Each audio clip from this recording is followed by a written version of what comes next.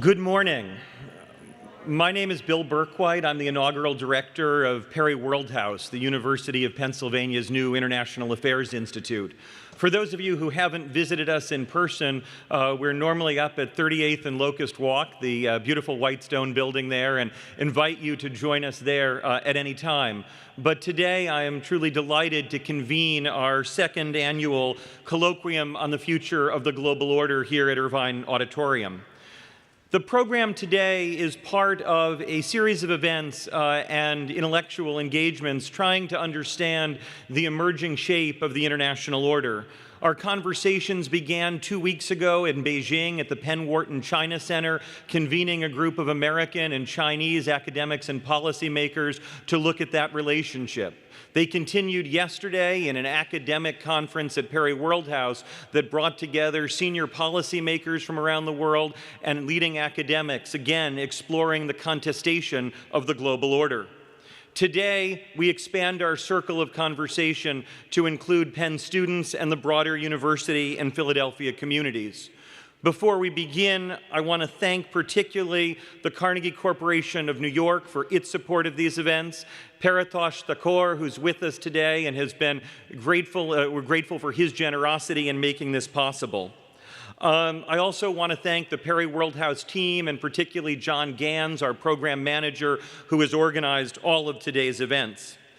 Today there are 4 events taking place here in Irvine Auditorium. We urge you to join us for all of them. We'll start with a fantastic roundtable and then move on to moderated conversations with former National Security Advisor Susan Rice and then H.R. McMaster, and the day will close with a conversation between Joe Biden and Nicholas Clegg. To begin, I'd like to introduce Steve Fluharty, the Dean of the School of Arts and Sciences. At Perry Worldhouse, we partner with all 12 schools of the university, and the School of Arts and Sciences, as the largest school on campus, has been an absolutely indispensable partner in all of the work that we do with Penn faculty and students. Steve Fluharty is the Thomas S. Gates Jr. Professor of Psychology, Pharmacology, and Neuroscience. He is truly an intellectual leader of the Penn community and a great friend of Perry Worldhouse. I give you Dean Steve Fluharty.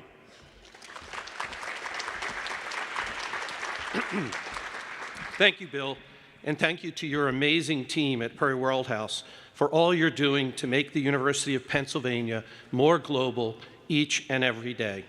With generous support from Richard Perry, Dan Ock, Paritosh Thakur, and the Carnegie Corporation of New York, Perry Worldhouse is helping Penn to achieve a new level of global engagement and is giving our students and scholars alike a unique and uniquely valuable opportunity to collaborate with international leaders and consider together the many challenges that face the world today.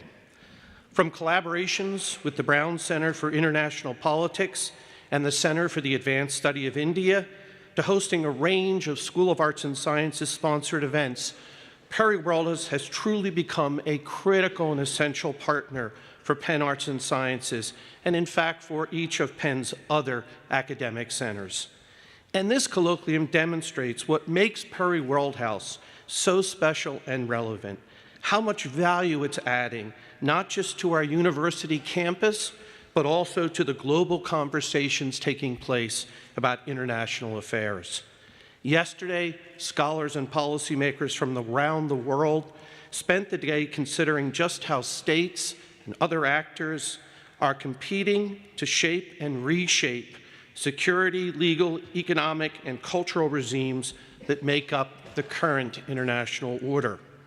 Today, some of the biggest names in international affairs, President Felipe Calderon, Lady Cathy Ashton, Ambassador Susan Rice, H.R. McMaster, and Nicholas Clegg, to name a few, will articulate both compelling and in some cases competing visions for the world to come and speak with the authority derived from leadership on the global stage. Even more important than what each of today's guests think, each of them will help you and our students here today and watching online figure out what they think. For these leaders will identify the critical questions about the future of the global order, but it will be up to you to answer them in the years ahead. With that, it's my pleasure to introduce LaShawn Jefferson, Perry World House's Deputy Director, who will introduce the first panel conversation. Thank you very much.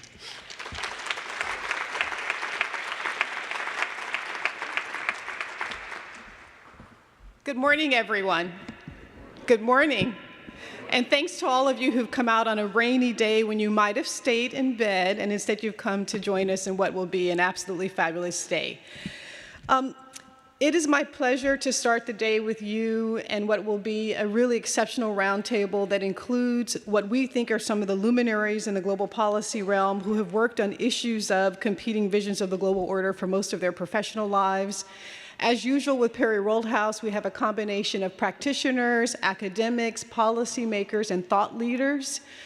You will have an exciting time ahead of you, and the panel will be moderated by an exceptionally wonderful journalist whom I will introduce in a second. But I wanted to start by inviting the panelists or roundtable participants to come out, and we're going to start with former ambassador to India, Richard Verma, followed by Princeton University professor Aaron Friedberg, followed by Lady Cathy Ashton, the former High Representative of the European Union for Foreign Affairs, and last but not least, Felipe Calderon, the former President of Mexico. And our expert moderator, Deborah Amos from NPR.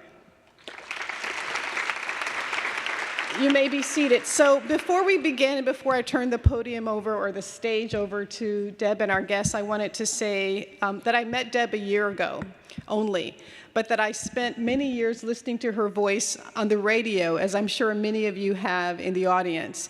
And I'm so thrilled that she has agreed to moderate this conversation, but want to say how happy I am to introduce her, and that her reporting on the Syrian refugee crisis and the Syrian civil war, on the Syrian fight for justice and accountability, on Saudi women trying to get from underneath issues of male guardianship, her commitment to humanitarian issues is stellar.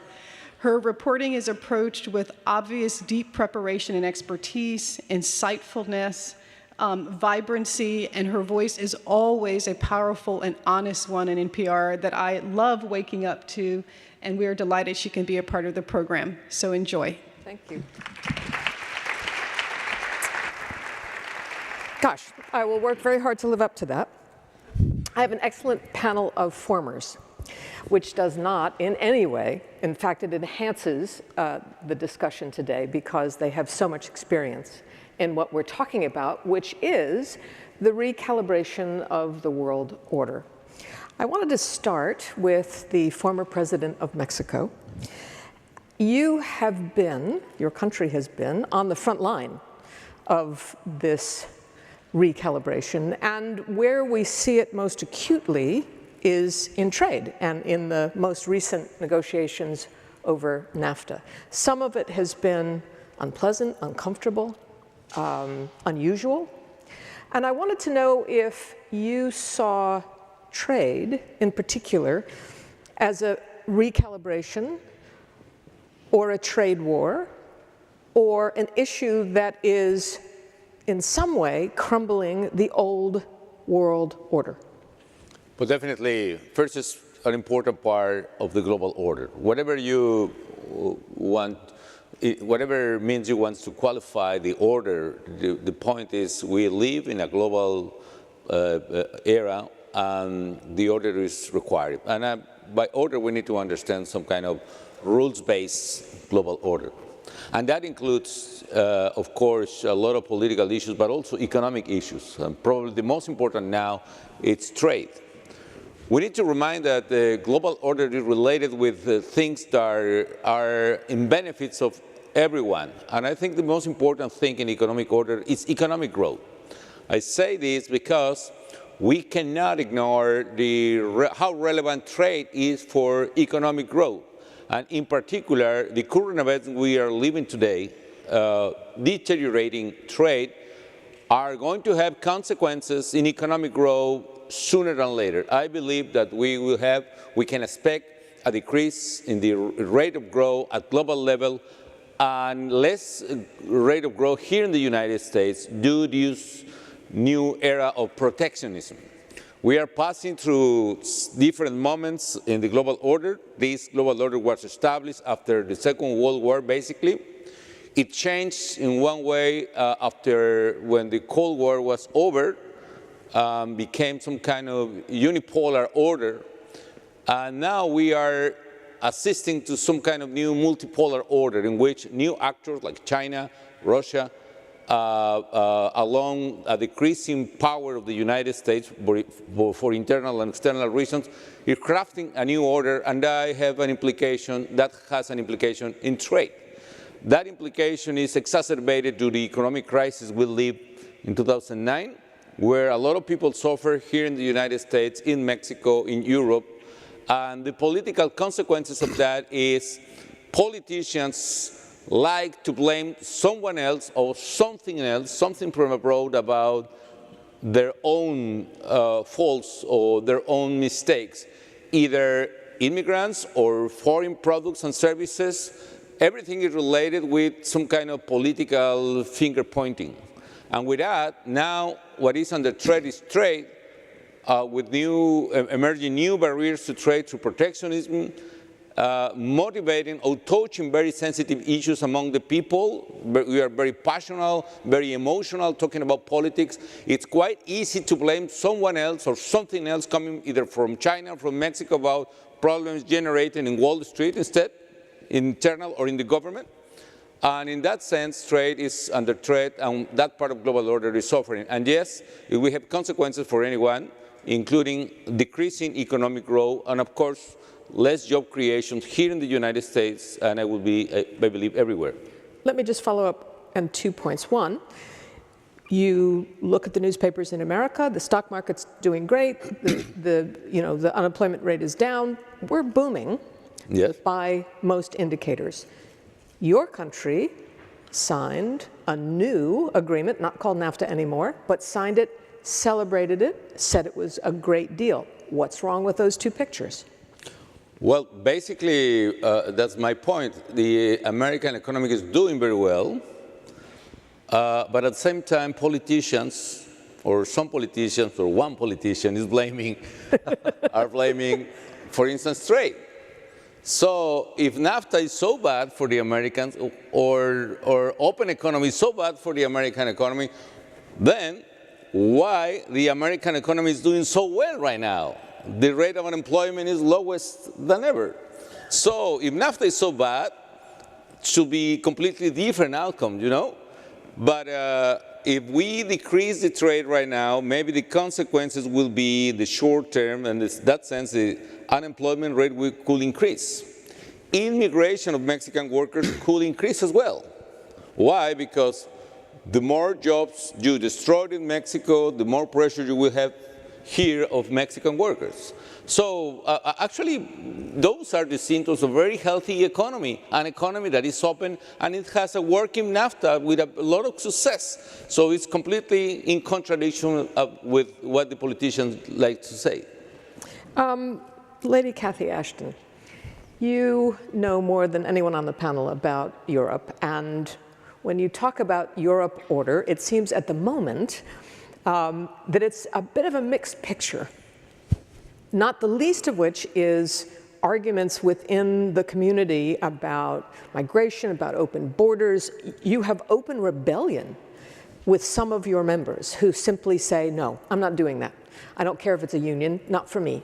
How does that contention inside the European Union rattle the world order? So I think it's important to recognize that there are no issues that I can think of that any nation state, particularly a European one, can tackle alone. Whether that's economic or political, whether it's pandemics or cybercrime, whatever, you need to collaborate.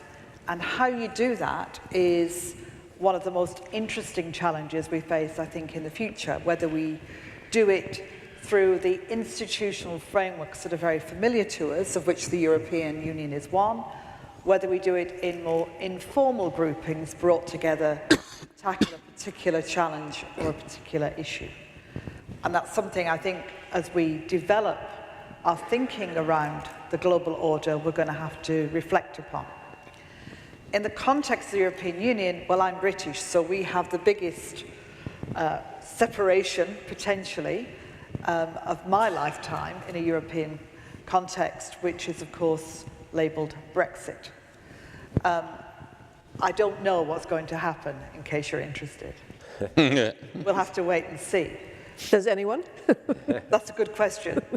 Currently, the UK will leave the European Union shortly, but develop a strong and continuing relationship with the Europeans on all sorts of questions, not least on trade. The point you're referring to specifically about some of the difficulties within the European Union are different. It's hard to imagine if you simply helicopter over the vast bulk of the European Union how any individual country would be better off outside. They're either surrounded or they are strategically positioned such that it's blindingly obvious their future lies in that collaboration. So I personally don't think that Brexit is the beginning of the end of any form of European disintegration.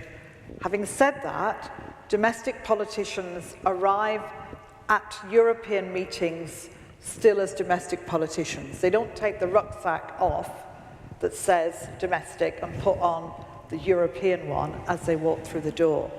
And many governments are faced with very serious challenges from parts of their community and from the rise of what we've learned to call populism again, of people who are deeply worried and concerned about aspects of the policies that Europe has. And to blame Brussels has become an increasingly valuable tool in the arsenal of those who want to move away, as the President was talking about, from internal inquiry into what's wrong economically or politically. Blaming the outsider is often a useful tool. But I take nothing away from the genuine concerns people have about jobs and about their future and their concern that nobody is thinking about them, which is what this fundamentally comes down to. So, to end, in a European context, you will see these challenges reflected in governments who feel very strongly and very clearly that they should not be dictated to by a bureaucracy in Brussels, or rather that they don't want to feel that their approach and their appeal to their own population is in a sense undermined because they have to do something that is in the interests of the broader European community, and certainly in the interests of people who are desperately seeking refuge. Let me just follow up and ask two questions. One is, how much buyer's remorse is there today? If the vote was held again, would it be the same? And two, has the discussion been enlightening in any way? Has it made capitals across Europe rethink some of the ways that the union works? When buyer's remorse, you mean Brexit? You mean? Yes, I mean Brexit. If there was a vote tomorrow, would it turn out the same? It's quite difficult, but one of the interesting facts, of course, is when you break down who voted in which direction. And as a generalization, younger people voted to stay in the European Union and older people voted to leave. So you simply have to look at the demographic shift in the last period of time between young people who've become able to vote and older people who are sadly no longer with us. I mean, there is a simple demographic shift that I think will eventually take us to the point where if nobody voted differently, you would simply have an additional number of young people who would vote in that direction. But buyer's remorse is something slightly different, which is the reflection on whether it was the right decision to make.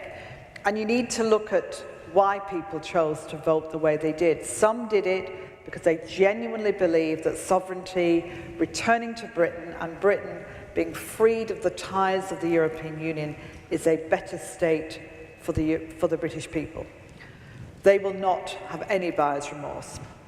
There are plenty of people for whom this was not a significant issue, but when asked the question, would vote with what they felt was best for themselves and their family, and at that point believed that leaving would give better health care, would give more employment, would prevent people coming and perhaps taking jobs that they thought they should have, and overall be a better place.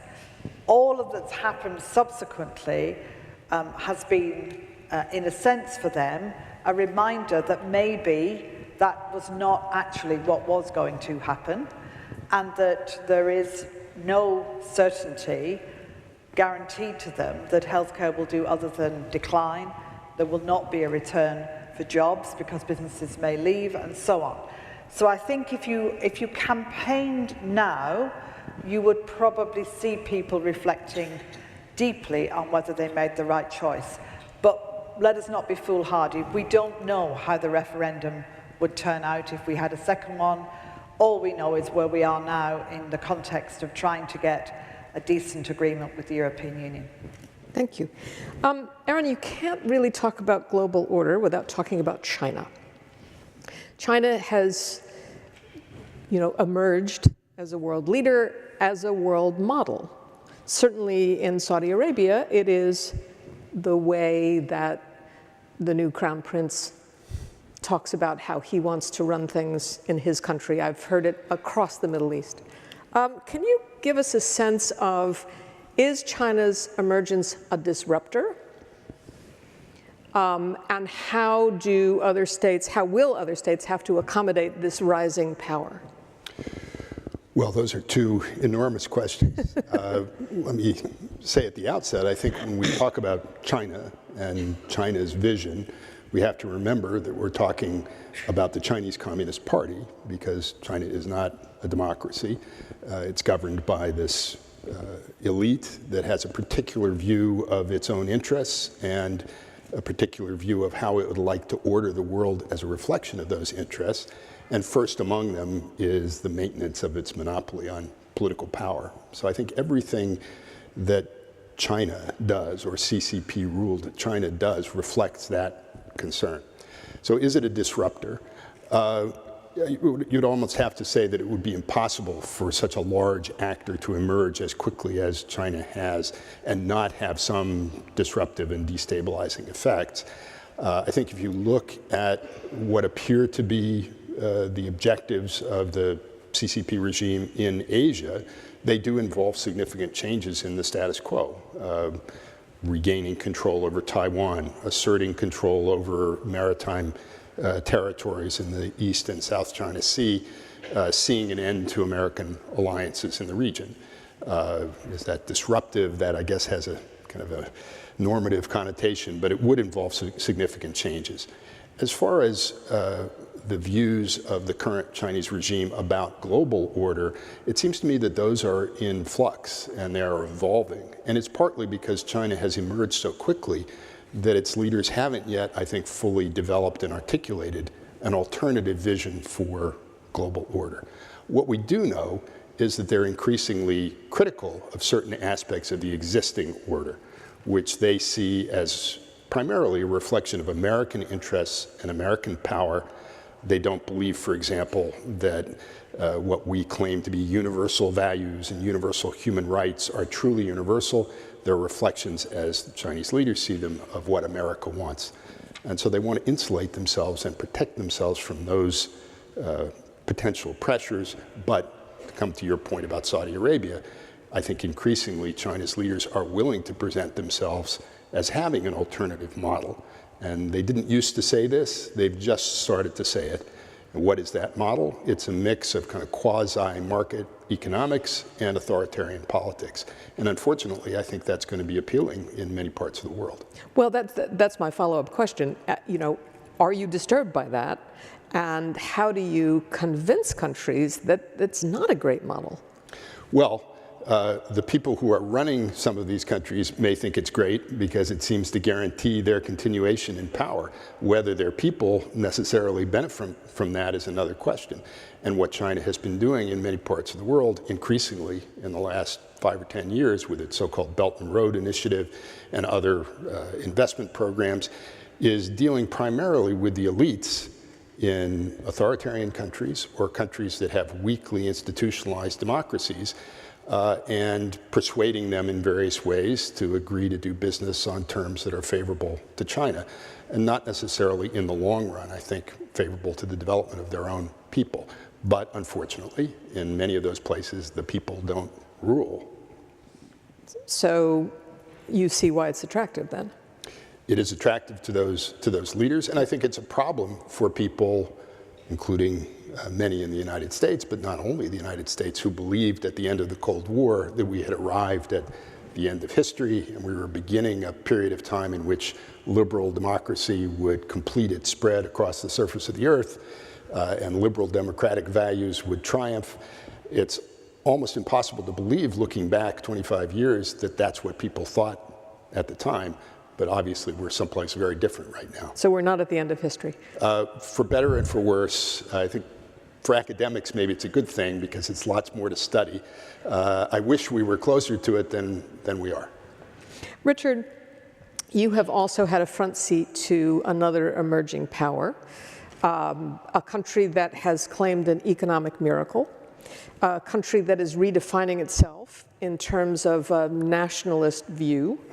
How does the way India projects itself, how does that work within this global order that seems to be shifting? Yeah, it's a great question. And first I should say you identified us as formers, and there's a great thing about being formers. You can say what you want, and there's very few repercussions from that.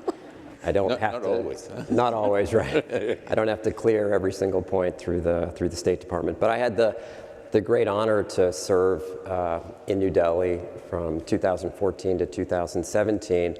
And it was a particularly great honor for me because my dad came over as an immigrant to the United States in 1963.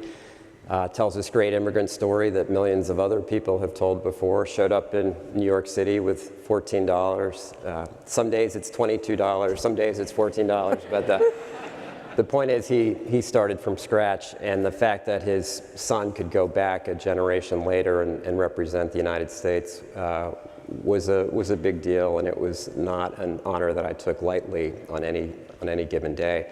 And I'm going to do something that most Indians don't like, which is have an American talk about what Indians think and feel about the world. But let me give it my talk from your other half. Yeah, let me give it a shot. I think so much about the liberal democratic order. India's perception is that was and has been a Western-dominated order. It hasn't always been fair and just to India. And that's what they seek in a new order. They seek respect, they seek fairness, they seek representation of the global South and emerging markets. They seek institutions that were not built by the victors of World War II. They seek institutions and an international trading system that represents this century and not the last century. So much of India's aspirations and desires about the global order is about a sense of fairness and justice. So that's at the core. We know from a number of Prime Minister Modi's speeches, and really both BJP and Congress leaders have articulated now a new vision for India, which is more ambitious, there's no question about it. They talk about a free and open Indo-Pacific. They talk about an equality of nations, obviously multilateralism.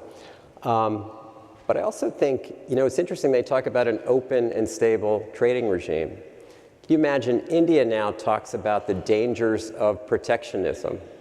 Think about the tables being so reversed. When they're talking about this, they are talking directly to the United States and Western powers. They're also talking directly to China. And so it is a fascinating time to watch India position itself. Now, I'll just say, why should we care? The case for India in reshaping the order is pretty strong. And if you just think about the India of 2030, it kind of blows your mind. And the scale of what India is about to do is pretty amazing. They will be the most populous country. 2030, they will have the third largest economy, the third largest military, the largest middle class, the largest number of college graduates. 2/3 of the infrastructure needed by India for 2030 is yet to be built. People estimate that. That's another $2 trillion just going into India. More mega cities, more smartphone users. I could go on and on and on, but India will lead the world in almost every major category. And to boot, it is a democracy. So the case for India and its desire to reshape the international order is very strong. Now, there are countervailing case. We got more internal challenges. The poverty rates are still very high, 70 million people living in extreme poverty, governance issues.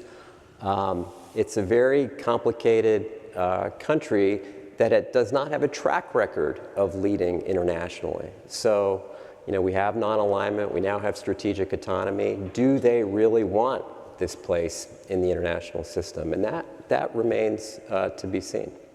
Well, you all paint a really interesting picture of a world that is jostling at the moment. And the reluctant India is a really interesting idea to think about.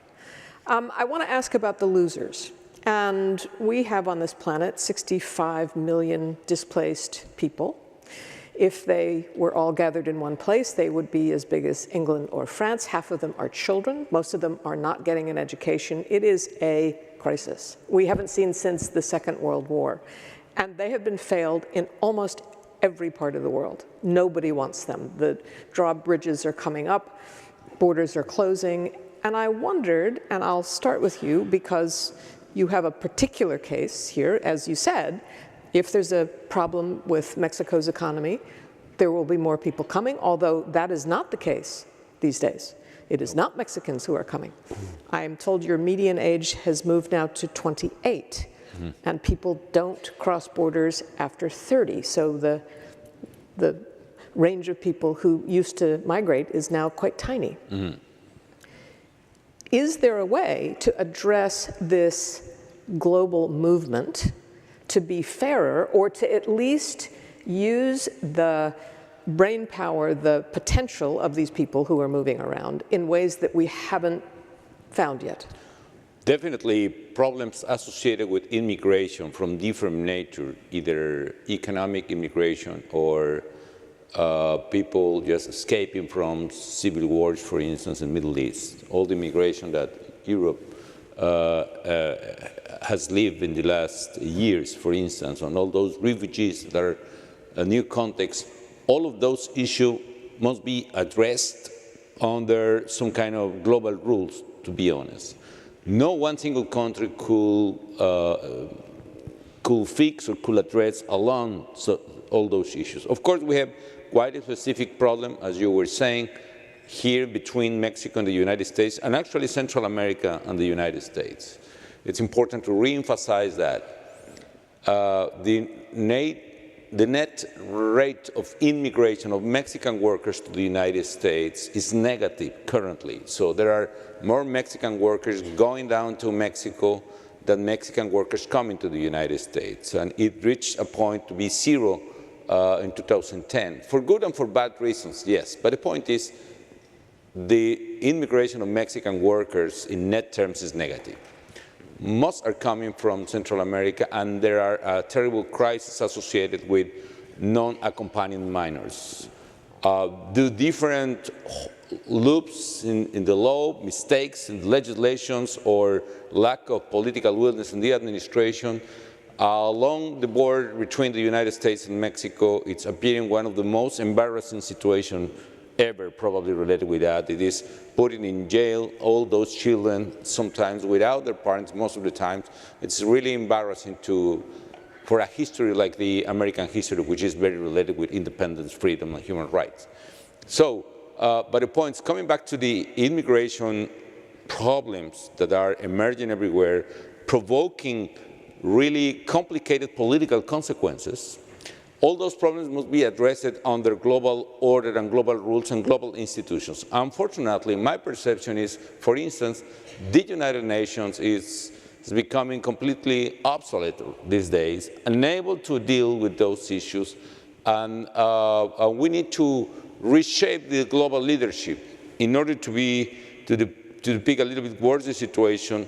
The leadership we are expecting from the current powers in the field, which is the American leadership, for instance, is failing dramatically in order to address all those issues. Europe is very involved. Europe is very involved in their own internal problems. The Brexit is taking all the energy of Europe by 3 years in a row, probably. And the political leaders are under stress due to the immigration problems. Nationalism, populism, is taking an advantage, a rhetorical advantage on those immigrants. And meanwhile, all those 60 million people you are talking about are completely or almost completely abandoned. My perception is we need to do urgently something in order to reshape and retake that kind of leadership.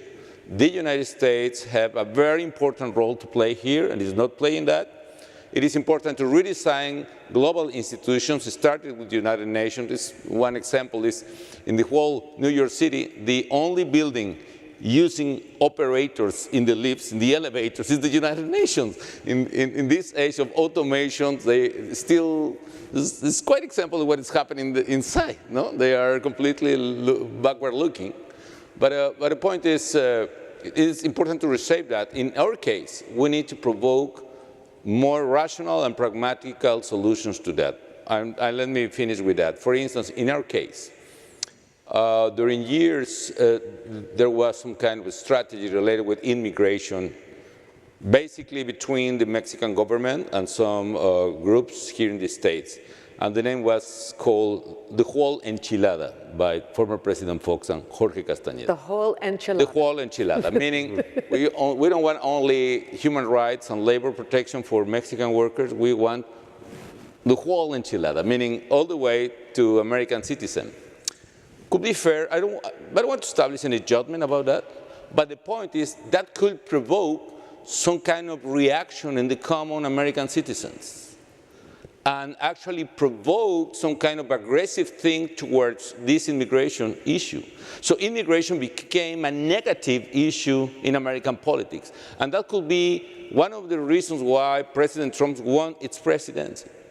But if we are unable to recognize that we need to moderate and try to discover and rebuild the middle ground and try to propose more moderated, more rational, more shared policies, for instance, temporary jobs, instead to provoke adversarial reaction everywhere, we will fail to address this issue. And the same in Europe.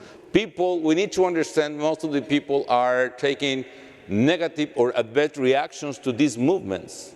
But it's important to find a way in which we can avoid to provoke such kind of negative reaction, which are very emotional, and trying to find a way to understand that it's a problem we need to fix together. Lady Ashton, you know where we're going on this one with you.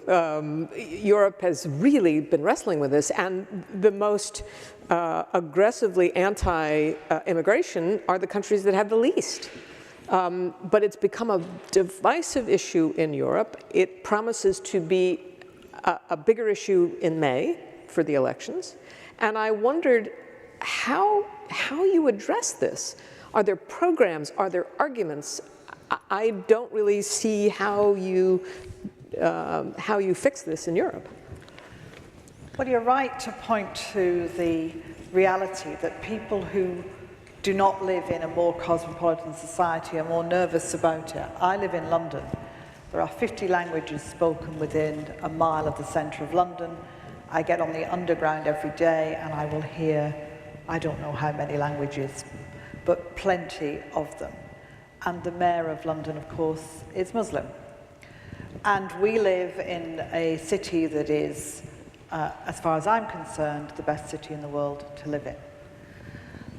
You travel outside into towns and villages where people are genuinely nervous that higher immigration, especially people who arrive wanting and needing everything, those who are unfortunate at best and in deep distress at worst because of circumstances beyond their control, They are worried about the implications for themselves and their families. And where we've not been successful is in trying to seriously explain the value of the diversity of the world in which we live and the benefits of that diversity that will come to each community. The United States of America is a nation built on that diversity, and yet you too have to remind perhaps yourselves that that's what you are. So when you translate that into parts of Europe which have not so very long ago been subject to the determination of an overarching negative focused state, the Soviet Union, where you are grappling with your new identity, a combination of what went before you became a subject of the Soviet Union and what you wish to be in the future.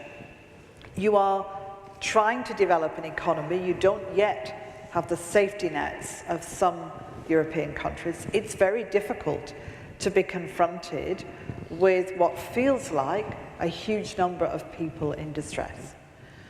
But the truth is, either we find solutions as nations and as groups of nations and as a planet to the fact that people, one way or another, are on the move, or we will simply have to build walls higher and higher and face the consequences for those countries that don't. We are, in Europe, aging populations in need of workers. We are, in many countries, potentially the beneficiaries already of migration and immigration. And we are, by our nature as human beings, actually quite generous-spirited given the chance. So trying to lock all of those positives into a strategy and a formula that will enable us to tackle these serious problems really matters. Like you, I've been to refugee camps all over the world. I've seen what is truly, truly awful. It would break your heart to see children trying to just get on with trying to go to a makeshift school in a tent, if they're lucky. To see families trying to find a way to give a sense of normality in the most dire of circumstances. You want for them that we can find a way to help them go home by solving the problems that they have at home, or to give them a better life. And that is what we have to somehow translate. We have to do three things. We have to find ways to inject ourselves more into the problems in a positive way and solve them so people can go home, because most people would rather go home at the end of conflict and stay away. They'd rather never have left. We have to find ways to make economic growth part and parcel of what people can look forward to, along with education, so they don't feel the need to leave. And they can be worthwhile members of their community, but can help to grow that economy. And we have to recognize that we've always had a degree of migration around the world that has helped make us robust and interesting and diverse societies, as long as we manage it properly, give people opportunities, and recognize the needs of the people that we already have. And that's going to take a big global effort. It is about how do you develop the right level and integrity of a system that can genuinely tackle that, while recognizing that domestic issues should never, ever be pushed aside, because that's what people on the ground, real people in communities, care about. Aaron, I wonder if you can put on your political science hat, which you are not a former of. The argument is made in this country that migration is good, that we are a country of immigrants, that we have an aging population, that the Rust Belt needs workers. The statistics are irrefutable. Migration is a job engine. These are mostly, they aren't tragic victims, they are resilient survivors. Yet, in this country at this moment, it is still contentious. We are seen as, once was seen as the leader of resettlement and migration, and now are not. Why do you think that is? Why is this issue in particular impervious to fact? Well, I'm happy to put on my political scientist hat, although I have to warn you, I'm wandering into an area of political science which is not my specialty. So if colleagues of mine overheard me opining about this, they would probably object. Just a couple of observations. One, the first point you make, which is about the benefits of immigration. I mean, if you think of that in economic terms, but also if you think in strategic terms, which I guess is my general bailiwick and inclination, this is potentially a source of, and has been historically, a source of great advantage to the United States, certainly compared, for example, to China, which has a large but now rapidly aging population because of its draconian one-child policy that was implemented back in the 1980s. The United States is one of the few, I think the only, advanced industrial countries which, if past trends continue, will not have a rapidly aging population into the middle of the 21st century. And that's a reason why many economists are optimistic about prospects for growth. So it's important for all kinds of reasons, not least if you think we're entering into a period of strategic competition with other great powers, which I do. Why is it that this issue is impervious to fact? I guess the other thing to observe is, even though we have this historic narrative of a nation built by immigrants, and my ancestors came a little bit earlier than the ambassadors, but not that early. In my family, it wasn't the $14 or $22. It was, did my great-grandfather have 2 umbrellas or 1 umbrella that he used to set up an umbrella repair stand? So that's our historic narrative, and it's extremely powerful. But we've also had these cycles of anti-immigrant sentiment historically. And again, I'm not a specialist on this, but my understanding is that these have been a function of at least 2 things. One, the pace and volume of immigration, so there is some reality to that. These waves tend to be strongest when there has been a large influx of people from other countries. And secondly, I think maybe most importantly, the overall performance of the national economy. So people's feelings about their own and their children's economic prospects. And when those appear gloomy for whatever reason, then people are more inclined to blame others, to accept simple explanations of their problems. And I think we're probably seeing the results of that. And one of the interesting things of the last couple of years in American politics, I think, has been the increased awareness on the part of people who might not otherwise have been paying attention to the discontent and unhappiness of some significant portion of our population. Rust Belt, white, middle and middle lower income, people who have had sustained but slow deterioration in their real earnings, a portion of the population which, as it turns out, has been the site of a serious drug epidemic and so on. So there are real problems there. The difficulty is that the source of those problems is not really people coming from other countries.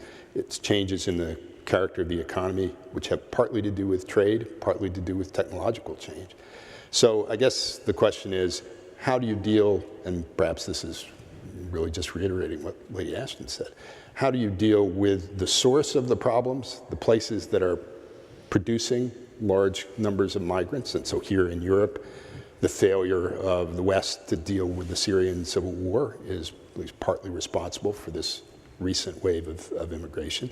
How do you deal with those problems? But then also, how do you deal with the problems in your own societies that cause people to look for scapegoats and to be susceptible to the arguments of unscrupulous politicians who will encourage those beliefs? Let's take this discussion one step up and back to our original mandate here, which is global order.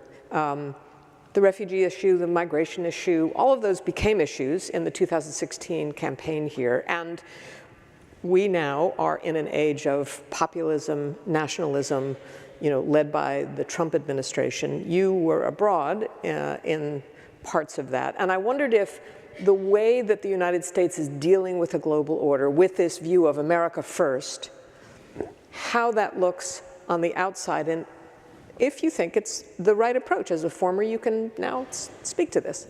Yeah, so I think it, first of all, it breeds incredible uncertainty about the US posture. I mean, the one thing we had in Asia, we were Pacific power. We had 2/3 of our Navy there.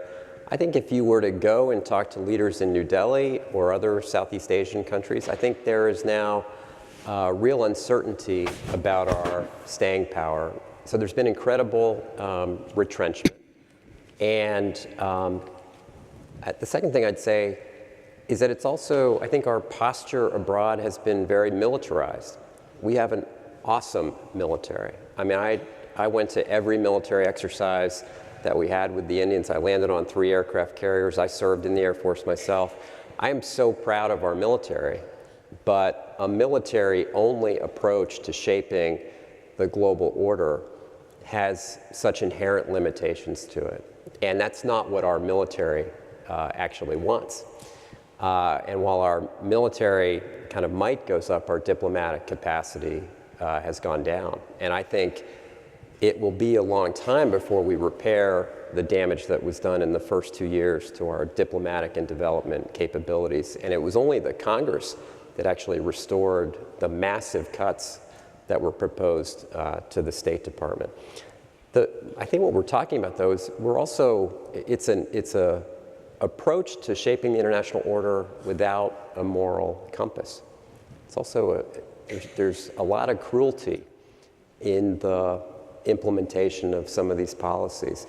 Now, again, I'm just going to speak from personal experience. I grew up on the other side of this state. So my dad's immigration story landed us in the Rust Belt on western Pennsylvania in Johnstown, right? Steel and coal town. The jobs in Johnstown were lost in the 70s and 80s, and not because of immigration. And it is because of unscrupulous politicians that come in later who have never set foot in a place like Johnstown and say, your problem is immigrants. Your problem are people who are not like you. And yeah, people are suffering, they grab onto that. I think there's a larger problem that's getting mainstreamed, which is this question of, is diversity even in our interest? I hear this on TV. You can turn on mainstream news channels, a guy with a bow tie talking about, do you really... Oh, don't hide it. Yeah. Do you really want people who are different than you? In your town. In your town. And I would just say, again, serving as the ambassador in Delhi, when I think about those Marines that were out in front guarding the embassy, I never asked them, but I bet you half of them were not born in the United States. Mm-hmm. I bet you half of them did not speak English as their first language. I was just so proud of that. And that is the great thing about this country, that we are at risk of losing. And to answer your question directly, it guts our ability to shape events abroad. We're going to open this up to questions quickly, but I just wanted to do sort of a lightning round. And how do you have a rules-based global order with the rise of nationalism and populism? Because everybody sees it as a, win-lose. There's no, how do you agree on rules? One is you need to stop to foster that, because to exacerbate the feelings of the people is so easy and unresponsible. So we need to stop to do so. And second, very important, leadership is required. Definitely American leadership is required. It's completely absent, or is going exactly in the wrong direction. For instance, it is clear to me that in this rearranging movement of power in the global order, or in the order, whatever could be the adjective of that, other nations and powers are racing. Russia, for instance, invaded Crimea 3 years ago. And actually, I heard one people that working with NATO at that time, before that, they expended a lot of effort and energy trying to persuade the Russians years before that deploying new bases in Europe was not a movement that could threat by any means the Russian power. And he said, well, so Putin knew that all the time, and we realized in 15 minutes that we lost a lot of time trying to persuade them. It's something they realized. So nothing happened after the Ukrainian invasion in Crimea. It is clear that Russia or China, for instance, is making strong movements through Korea, and probably the outcome of all those mess will be to just disappear, close, or to reduce the activities of the Navy base in South Korea. That would be the outcome, in my opinion. But at the same time, the President of the United States is threatening to abandon NATO. So, in campaign, he said he was going to withdraw the American bases in Korea, and is doing very few to rebuild the new social order, new international order. It is important to take that leadership. I don't believe that there are empty spaces in politics, and power at global level is politics as well. All those empty spaces that Americans are leaving will be occupied by either Russia or China. The soft power of the United States that allow to increase the positive image of the Americans everywhere just disappeared in the last 2 years. You can see the opinion polls in Mexico. We got, after NAFTA, to have like a 60% of positive approval on Americans' image. Currently, it's the other way around. 70% of the Mexican people now are having negative image of the Americans, and that is happening everywhere, and that is reshaping also the global order in one way or another, and reducing the power of the United States to do things. Quickly, Lady Ashton, can you have a rules-based global order with the rise of populism and nationalism? I think you have to have a rules-based order if you're going to try and deal with the rise of populism and nationalism. And I would just say this, that global order is a really sort of fancy phrase, but really it's about how do you make sure that you work together for the better interests of your own people? Because actually foreign policy is domestic. It's about giving your own people greater security and greater opportunity rolled into one. That's what you should think of when you think about foreign policy. And in the collaboration that you have, however you describe it, it won't be perfect. It will have institutions that look very bureaucratic and don't evolve necessarily in the way that you would wish. It will have things that drive you slightly nuts when you're trying to grapple with dealing with the institutions, or it may just be a collection of nations and organizations working together. But its purpose is to make the world calmer, better, more ordered, more organized, and fairer. And that's the choice that we're confronted with. Either you have things that will not necessarily be perfect and wonderful, but are heading in the direction you want to go in, or you have people banding together in smaller and smaller communities, worried for themselves and their families, and rightly so, who then find themselves preyed on by those who will treat them in an unscrupulous manner. And it's our choice, and I know which one I'm voting for. Aaron? I would pose a slightly different question, which is, can we have a functioning global order, whatever exactly that means, that is composed of or includes powerful states that have very different ideologies and values? The fact is, during the Cold War, we didn't have a global order. We had a Western order that was primarily a grouping of liberal democratic states that tried to operate according to rules of law and so on. At the end of the Cold War, we've tried to incorporate these former opponents, Russia, China, powerful states, which as it's evolved, don't accept the fundamental values on which that Western order was initially built. So I'm not sure that we can, but I would say as a first step towards doing it, as during the Cold War, we have to increase and sustain the cooperation among those states that do share common values. So working closely together with other liberal democracies is a first step towards doing that, and making sure that we protect our own interests in this world in which there are still powerful actors that reject the values on which our societies are based. So it's probably not a good idea to make Canada an enemy. I certainly don't see the reason for that, no. Richard? Yeah, I mean, I think we also have to be careful about lumping in some of these terms together. So I think nationalism and populism are two different things, and I think we have to be careful. I think what's at the root here, though, is an economic uncertainty, a concern about, you know, at least I think of the American situation, can I get ahead? Is the system rigged?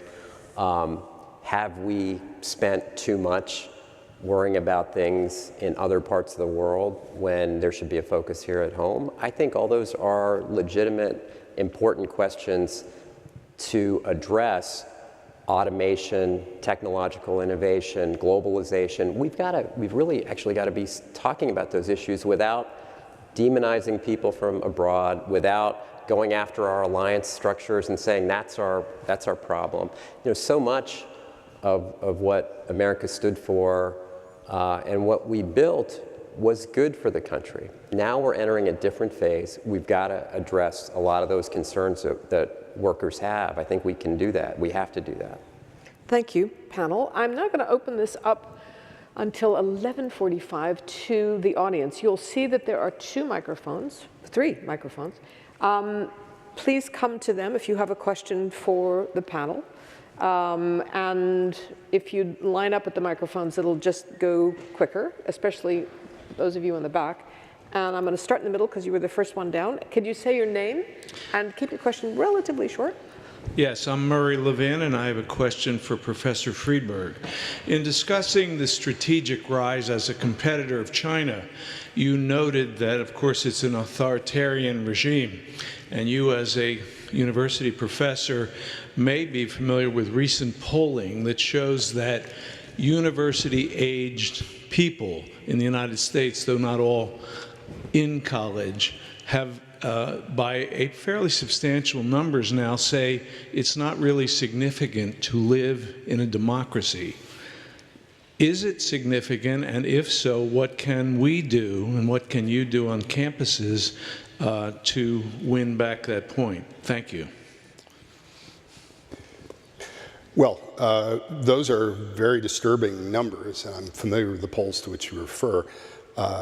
How do you persuade people that that's the case? I think one way you do that is by making sure that they understand what it means to live in a society which in fact is not democratic and doesn't have the kinds of protections that we have.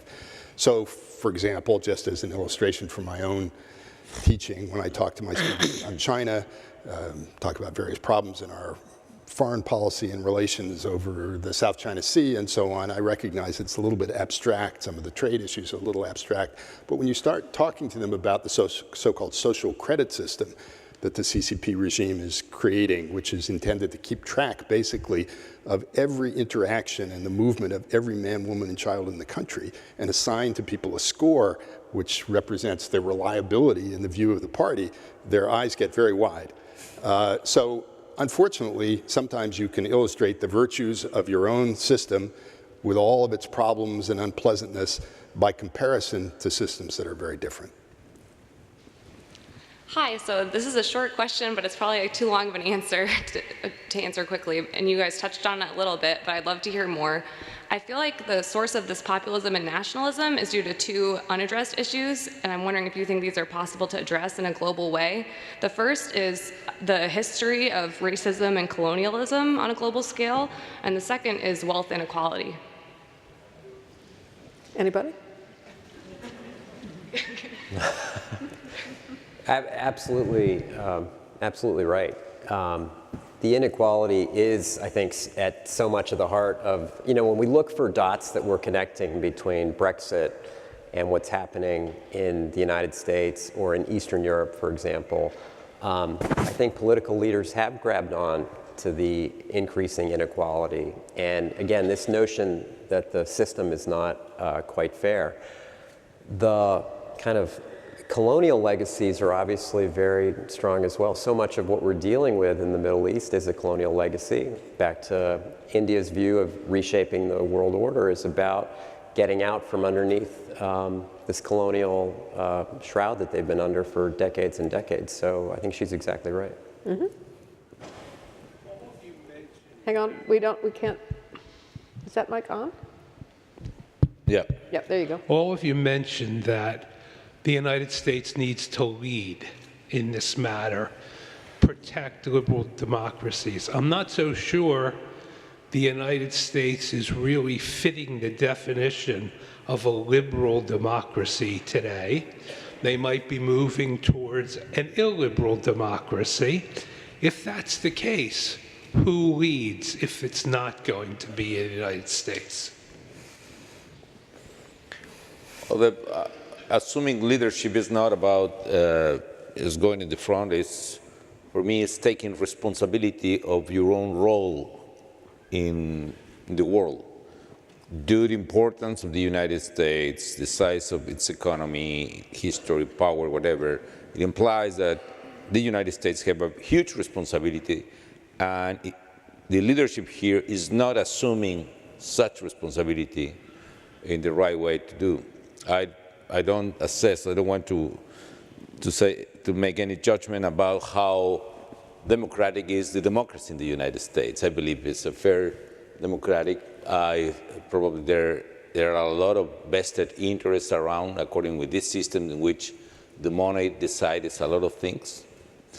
But in that point, I think it's important that the values that the American society has related with freedom, human rights, private property, and democracy are shared for a lot of people in the world, are deserved for a lot of people, and needs to be taken by someone.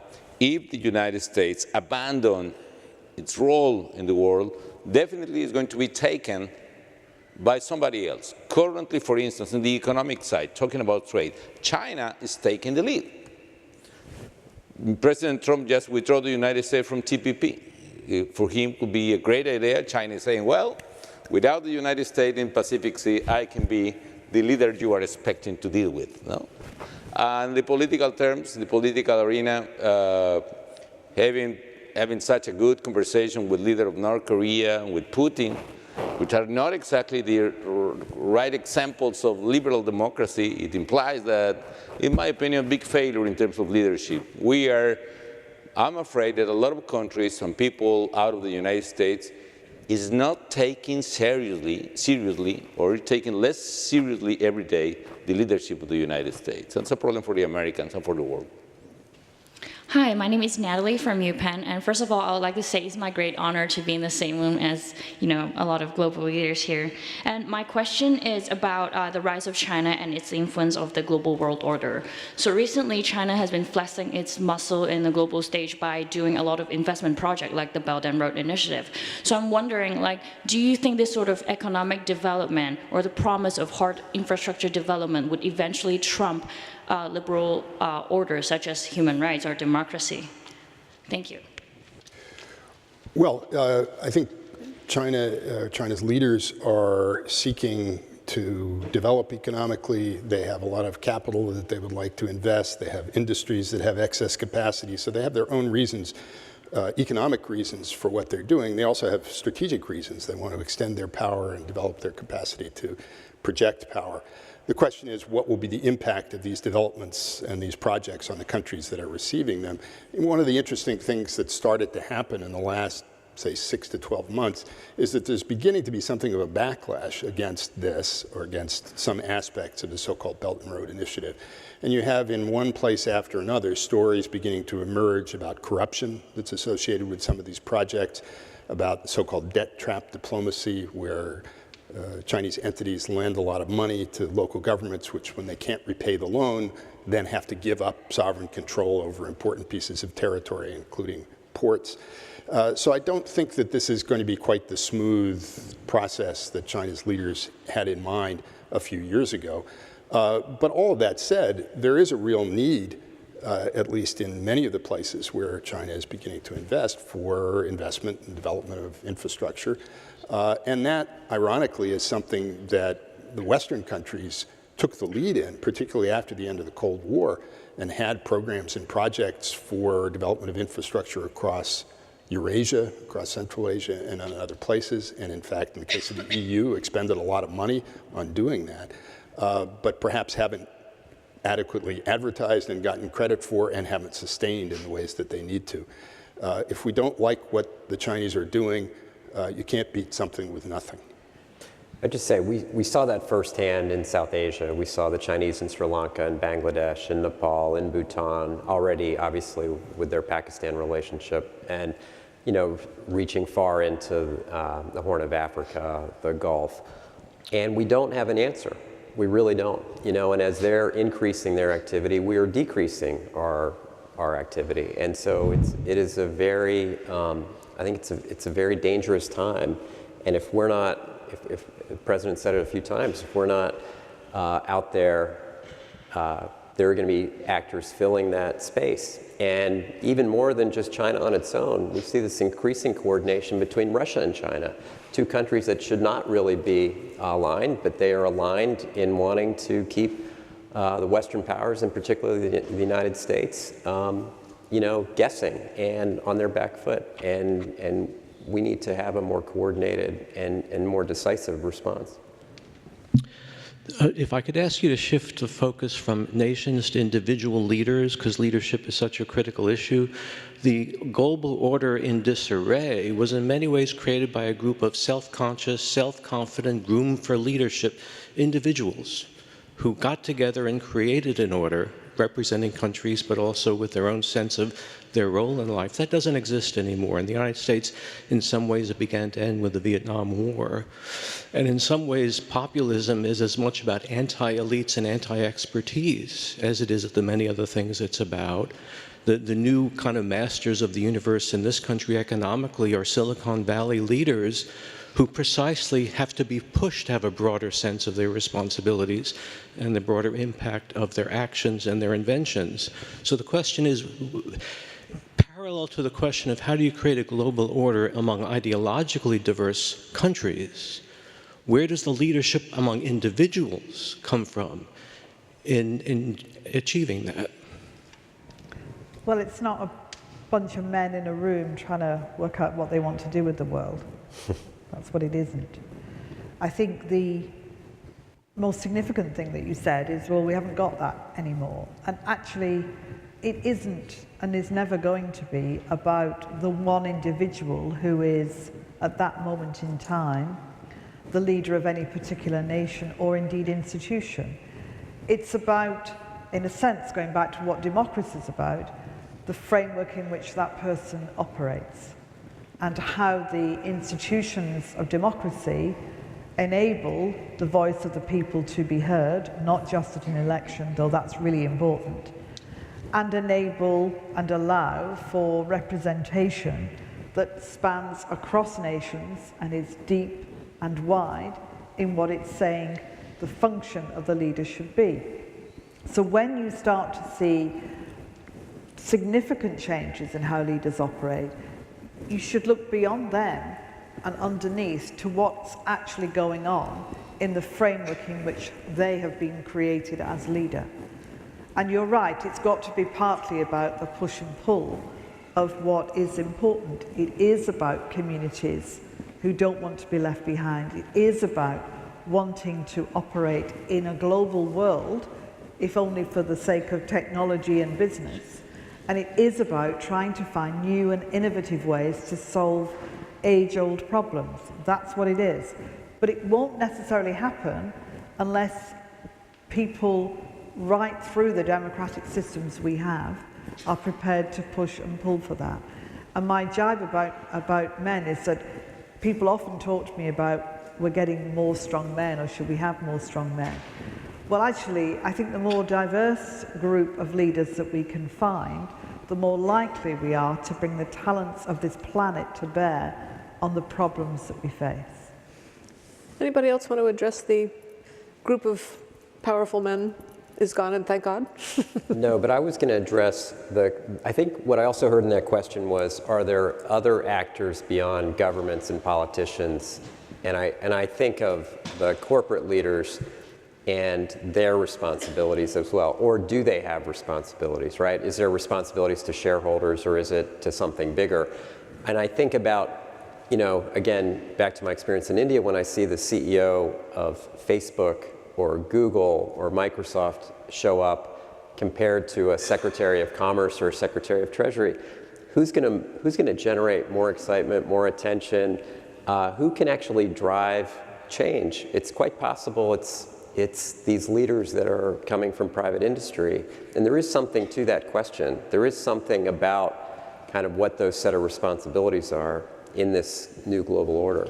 Let's look at Mike Bloomberg, who took up the mantle of climate change, right, when President Trump pulled the U.S. out of the climate agreement, and he's probably made more progress right. with his initiative than otherwise would have been had. So yes, you're right. And there's not much to be seen. It's not covered very often, but it's there. This side. Hi, my name is Stephanie Schwartz. I'm a fellow with the Perry World House. And I have two quick questions just to push the panel a little bit further on the role of migration in the new emerging global world order.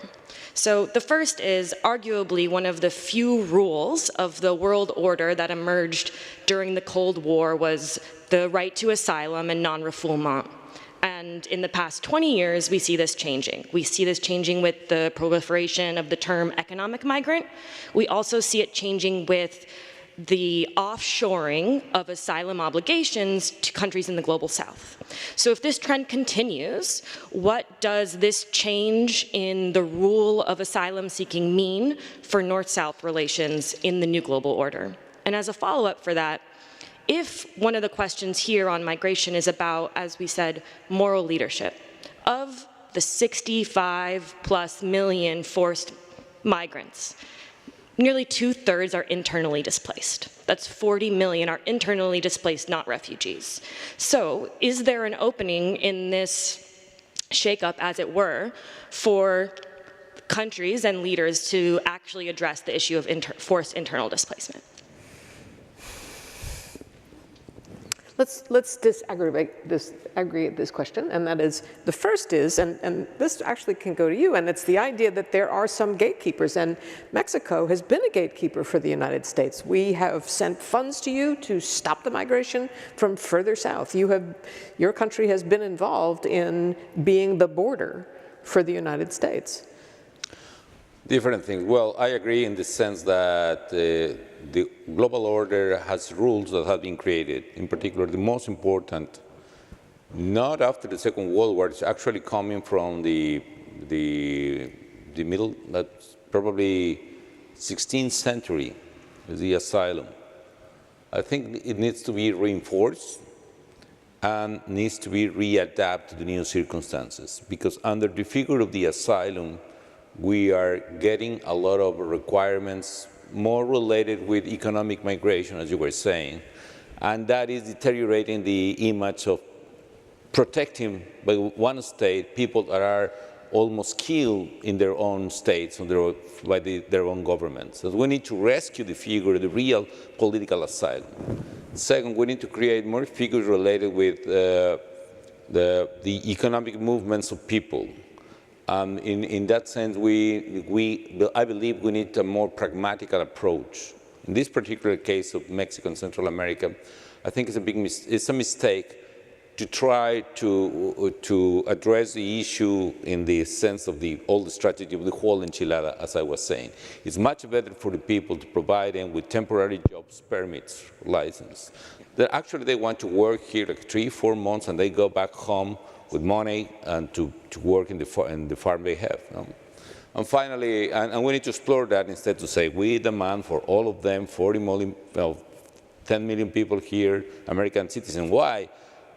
Regardless if fair or not, the American common citizen is having an overreaction against that, and that is closing any opportunity for the people. We need to be very pragmatical in this political approach. Finally, not was in my case, actually, when I was president, we canceled immigration as a crime. We derogated that. It was not a crime anymore in Mexico. We created 16 new figures related with different types of immigrants in Mexico, including immigrants in transit, which was the American agencies became a little bit crazy. We were cooperating a lot. This is the fighting organized crime, which is actually in control of all those flows of immigrants coming from Central America. Currently, these administrations are going back to old businesses, like paying some money, 20 million pesos, which is nothing. And the Mexican government is trying to stop, and that put Mexico in a spot in the sense that we are deterring and blocking immigrants from Central America. I respectfully disagree from such with that policy. Yep. This side. Good morning. My name is Leanna Vicari.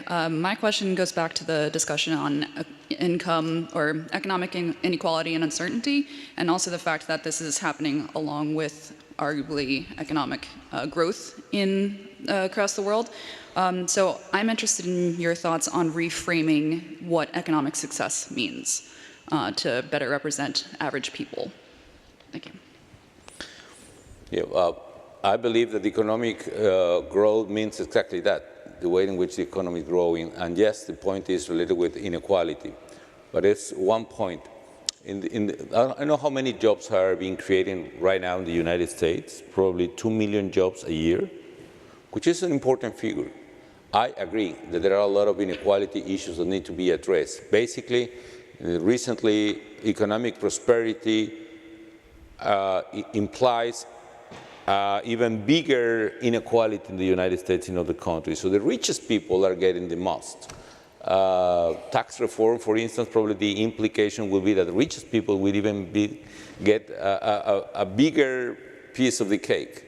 So for me, development implies both things, economic growth and equality, sustainable economic development. And one of the things of the new global order we are looking for is exactly that. The goals of sustainable development goals implies economic growth, equality, access, equal opportunity to education, health services, sustainability, and all the stuff that we need to build all together. And that's what development means for me. The new NAFTA, the new negotiation actually sets an hourly wage of 16-something, which would be great if that was the minimum wage. It would be great, but you cannot establish salaries by decree. So again, the pragmatical approach. What is beyond that point? That it is possible to cancel investment in Mexico, to give them back to the United States. It's exactly the proposal of Trump's campaign. But it's completely naive that all those jobs that this policy will destroy in Mexico will be created here. If there is an American car company or any company needing to invest $2 billion in the United States, that company is not going to invest in all that technology that implies a very labor-intensive framework. It will invest in the new technology which is related with automations. It will invest in a lot of robots, and no American jobs will be created by destroying Mexican jobs. So establishing $16 hour of salary in Mexico by decree is not going to happen in the short term. Just going to destroy jobs there, and it's not going to be created anywhere else. My question's about the United Nations, and I know it's easy to criticize the United Nations in many respects, but I guess I'd like to know if any of the panelists see the United Nations having a positive role in a new world order or a better world order, and if so, what it would be. And connected to that, if you subtract the United Nations from our world, what do you have left? So any hope for the United Nations to help us out? I think the UN is an important body, and because it gets at the moment quite a lot of negative press or attitudes, we forget the underpinning work that it does day by day. There are lots of UN missions all over the world who are doing everything from delivering food to people in need, to supporting refugees, to looking at internally displaced people, to doing peacekeeping missions and so on. So it's not to be underestimated in terms of what it does, it's just that what it does isn't as well known as it might be. And if we didn't have it, we'd have to create it.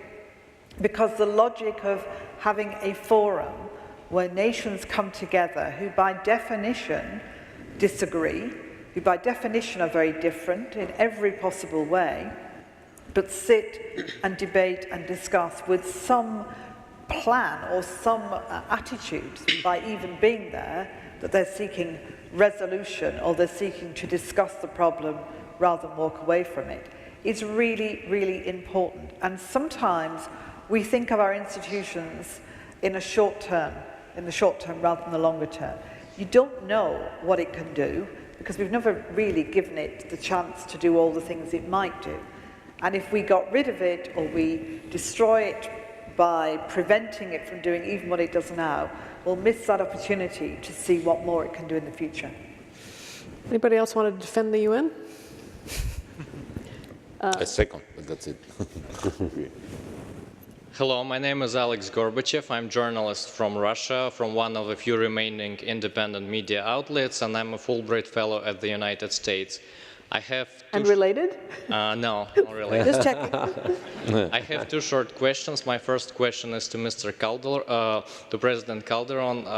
Your presidency, it was kind of a breakthrough from Mexico, because instead of humiliation, the opposition movement and populistic rhetorics, you were concentrated on moderate reform.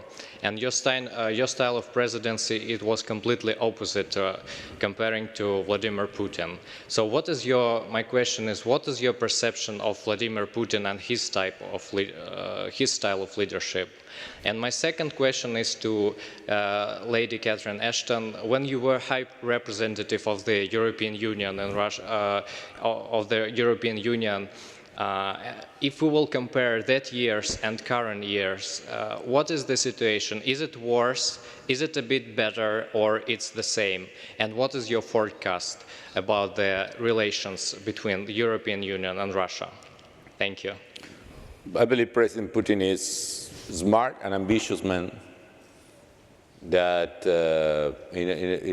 and it's ruling the country in a very autocratic way, supported exactly by the populist or popular support that actually he has.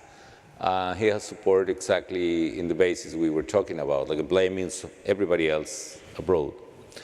Putin has been able to develop what the Americans actually developed before, which is the soft power. Look what happened in the last World Cup soccer championship in Russia. It was a great success. And it changed positively the image of Russia, whatever I believe about Putin.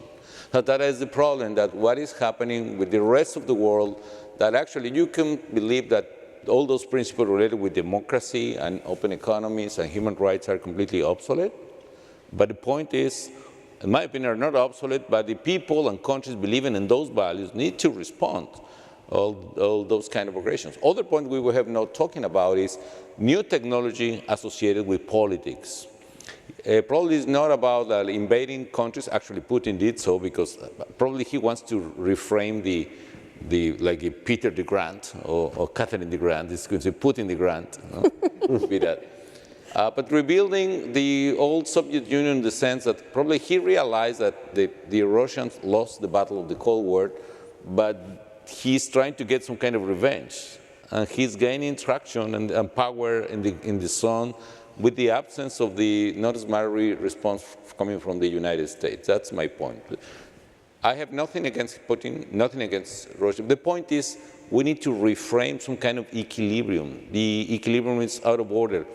The activism of Russia, probably Putin, in foreign elections, including the United States, but not only the United States, in Mexico, in Italy, probably in Brexit, next year in Ukraine. So what is going to happen with those all interventions through the social nets, to the internet, that are deciding crucial elections abroad?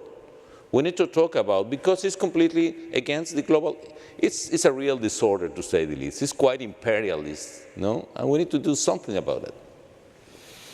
Lady Ashton. Briefly, are you filming me? Just a matter of interest. Okay, well, it'd be nice to talk to you, not your phone, because I can't see you. Right. The two stories about the relationship with Russia are, on the one hand, when I was leading the negotiations for what you call the P5+1, the Russians played a significant and important role in reaching the agreement with Iran. Whether you agree with the agreement or not doesn't matter. The point was, for 4.5 years, the Russians were a key and present partner in that, as were the Chinese, Europeans, and the US.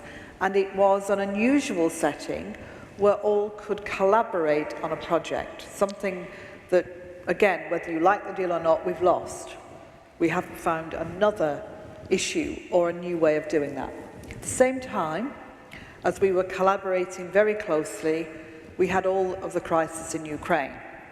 And I would be moving from the Iran negotiations to Kiev on a regular basis. And it was the two sides of the relationship, in a sense, writ large, but at the same moments, where the problems and issues of Europe's relationships with Russia, which are very important and significant for Europe. Russia is a really important country and is not to be defined just by a leader or a government, but rather by the relationships between people.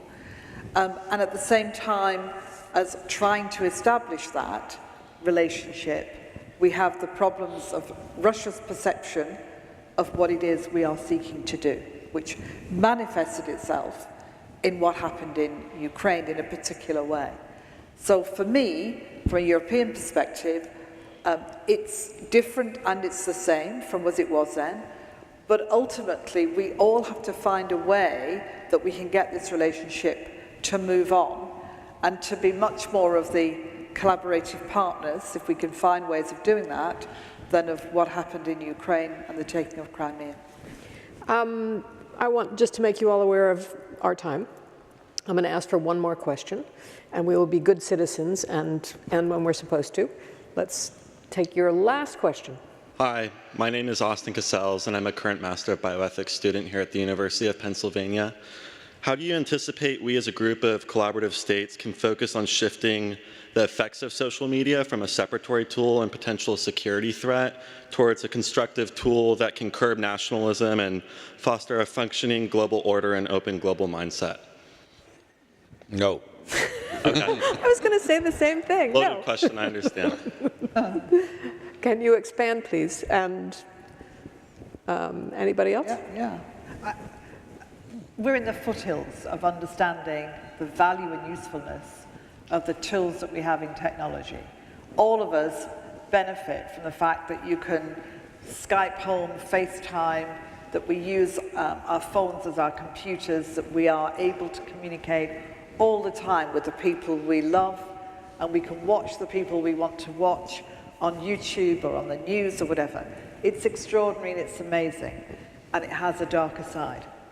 And the question for all of us is, how do you balance the great things that you can do with that and not take those away with the things that we also want to make sure we keep safe? One of the projects I'm very passionate about is protecting children from exploitation. And if you simply start from that basis and think about the ways in which we can try and protect children on social media, everything from bullying to the use of child pornography, to the way in which children can be groomed and abused, all of that, it will give us some hints about the sorts of things that we need to do more generally. But let's start with that. Let's find a way to protect our kids and move on from there. Anybody else have any thoughts about where we are in these foothills? I'd just say that there's this incredible intersection between technology and development, and it's allowing societies to leapfrog over, decades and decades of very slow development, particularly in Asia. But there is now this fight over the negative aspects of it. So we see these incredible regulatory fights now about where should the data reside, where should the servers be, how much consent and disclosure do you need to give to folks, what are the law enforcement and cybersecurity issues related to it. So we haven't figured it out. And the problem I think we're facing in this global order is that each country is kind of doing this on their own in a bit of an ad hoc way. And they're driven by protectionism, by concerns about manipulation, by incitement, by a whole different array of things. But it's very challenging if you end up with 50 different regimes on data, for example, and privacy. And that's kind of where we are right now. But I must say that Europeans' quest for rules and bureaucracy has actually benefited us in this particular case, because all of a sudden we all got on our computers when Europe said we're going to have more rules about privacy. We all saw those little, notices on our computers, and I said every day, thank you, Europe. That was quite good. We try and please occasionally. Well, if I can say a word about that. What happened 10 years ago, several things in separated ways. 10 years ago, for instance, social nets started to be the great thing. Twitter probably appeared that year, 2008. Facebook before, but it started to be the great thing. The iPhones started 2008 roughly. And 2008, exactly this month, in September 15, the economic crisis in the United States started. All these several components came together 10 years after. The economic crisis provoked a massive number of victims, economic victims in the United States. Thousands of families losing their homes, thousands of people losing their jobs and their income and patrimony here and in Europe as well. And that provoked a reaction in which politicians were, actually a reality somebody mentioning, that people got tired about elites, particularly in politics and economy, and just fired them from office. But that was taken for different people that using social nets and the power of this new technology came in power right now. The big question is what is going to happen in the next 10 years. Let me try to figure out. Technology will be there, either regulated or not, but even more powerful. Governments, populist governments in power will fail. They will fail, at least in the long term. It's impossible to get more economic growth and more equality with tariffs and closed economies. It is impossible to get more values. All those students or people, young people saying democracy is completely irrelevant. Now, without democracy, with government oppressing those kids and the press completely controlled, we'll say, well, democracy is important. And they would try maybe to fight for that. Maybe it would be very late in some countries like mine or in South America. I don't know. What else is going to happen the next year? Automation. Automation will displace millions of workers around the globe. And there were not any more foreign things to blame, no? You said you will be protecting me, putting tariffs against Mexico and against China, and what is happening is I have no jobs at all. So let's see what we can get together in the next 10 years to talk about it. Can I vote for you? Yeah, I don't know. Thank you. I would love to thank my panel, and thank you for some excellent questions. Thank you.